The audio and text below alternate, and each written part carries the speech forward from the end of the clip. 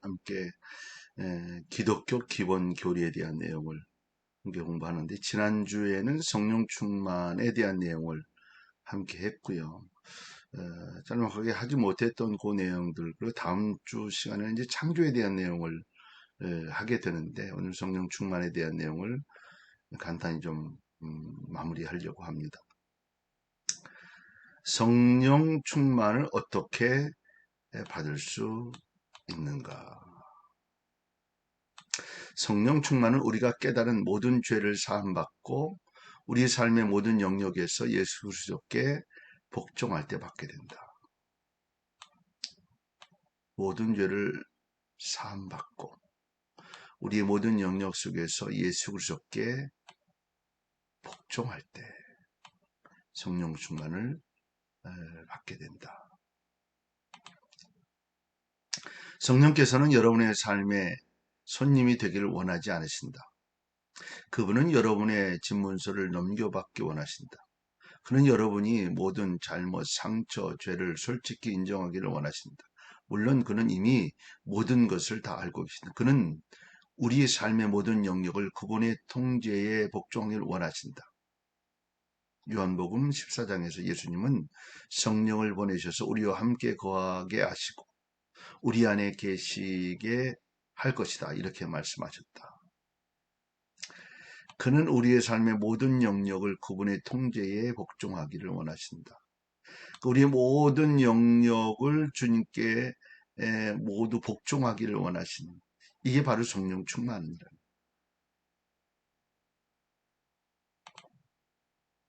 그러면 어떻게 우리의 삶을 성령께 내어드릴 수 있을까? 첫째, 성령 충만에 대한 갈증을 인식하고 갈망하라. 성령 충만해야지 그런 마음을 강하게 갖고 갈증을 느끼라는 거예요. 요한복음 7장에 명절 끝날 곧 큰날에 예수께서 서서 외쳐 이르시되 누구든지 목마르거든 내게로 와서 마시라. 나를 믿는 자는 성경의 이름과 같이 그 배에서 생수의 강이 흘러나오리라 하시니, 이는 그를 믿는 자들이 받을 성령을 가리켜 말씀하신 것이다. 누구든지 목마르거든 갈증을 느껴야 합니다. 내가 필요를 느껴야지. 성령의 도우심, 성령의 충만함, 이 모습에 대한 강한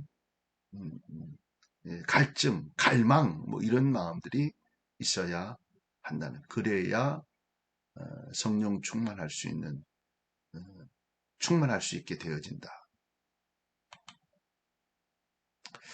여러분은 하나님을 갈구하도록 창조되었다. 여러분과 나는 목마르다.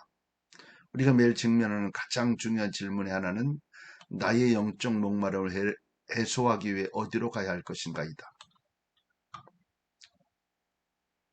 사탄은 돈, 성적 범죄, 권력이 내면의 목마름을 해소해 줄 거야 라는 대답을 가지고 와서 우리를 유혹한다. 그것은 거짓말이다.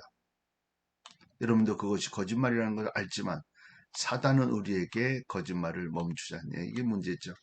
멈추지 않는 그 상황 속에서 어려운 일이 생기고 힘든 일이 생기는 그 과정을 하다 보면 사단의 종노릇 할 때도 있다.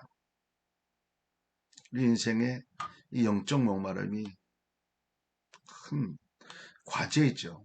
뭔가를 하는데도 불구하고 해결하지 못한 가람이 있다는 것, 갈증이 있다는 것. 이거는 성령 충만함으로 해결할 수 있다. 두 번째, 죄를 회개하고 하나님께서 깨끗하게 하심을 받아들여라. 죄를 회개하고 성령 충만할 수 있는, 하나님과 나 사이에 문제거리가 없는, 그 문제거리는 뭐예요? 죄다는 거죠. 회개하라. 많은 사람들이 회개라는 단어를 들으면 길거리에서 붉은 피켓을 들고 다니는 사람들이 마이크에 대고 외치는 회개하라를 연상한다. 그러나 사실 회개는 사전에 가장 긍정적인 단어 중 하나다. 이 단어는 돌아서다. 다시 시작하다. 생각을 변화시키다 등의 뜻을 담고 있다. 누가 이런 것을 원하지 않겠는가?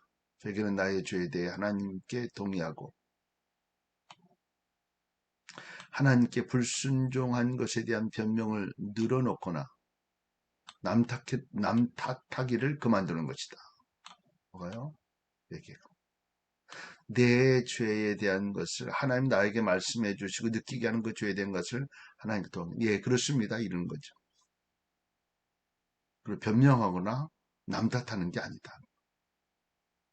요한일서 1장 9절에 보면 만일 우리가 우리 죄를 자백하면 그는 미쁘시고 의로우사 우리 죄를 사하시며 모든 불의에서 깨끗게 하실 것이다.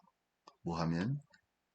자백하면, 회개하면 우리 죄를 사하시며 모든 불의에서 깨끗하게 하실 것이다. 이것이 바로 성령 충만합니다.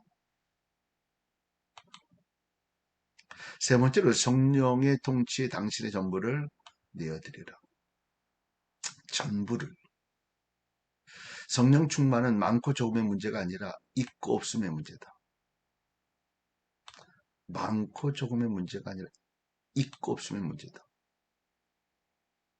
때로 오늘 저녁에 그 사람 정말 성령 충만해 했어 와 같은 말을 듣게 된다. 그러나 성령 충만은 양이나 정도의 문제가 아니다.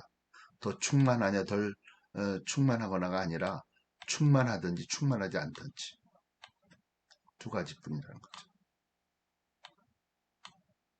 성령께서 여러분의 태도를 다스리시고 여러분의 행동을 인도하시도록 허용하느냐 하지 않냐 둘 중에 하나이다. 우리를 하나님께 맡겨드려서 모든 것을 주관하시냐 안 하시냐 이게 문제라는 거죠. 우리가 그리스도인으로서 성장함에 따라 우리의 삶의 새로운 영역들을 하나님의 인도하심에 더 내어드리는 것은 분명하다. 그러나 성령 충만은 내 삶의 지금 이 시점에서 나 자신에 대한 모든 지식을 예수님에 대한 모든 지식에 굴복시키는 것이다. 사실은 성령 충만이다라고 이야기하는 내 건 없는 거죠.